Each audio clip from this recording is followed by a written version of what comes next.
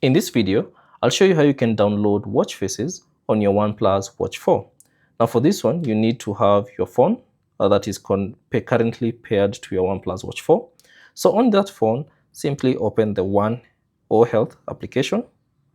And then from here, tap on device at the bottom right of the screen. And then from here, scroll down and select watch faces. Okay. And then now you should see a list of all the watch faces that are currently available.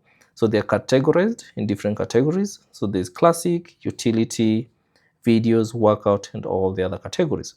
Or if you want to access all the watch faces, simply scroll down until you find the all watch faces section, and you'll see all the watch faces available for your OnePlus Watch 4.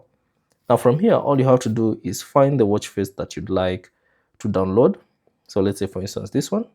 Simply tap on it, and then you should see a brief description of what it's all about. And also you can tap on this about this work, and you can see a brief description, and also you can see who designed that particular watch face. Additionally, you can see the default style, and also you can see the always on display style, how it will look like. Now once you're satisfied with the watch face, simply tap on apply, and that particular watch face will be downloaded on your OnePlus Watch 4. Now give it a few seconds.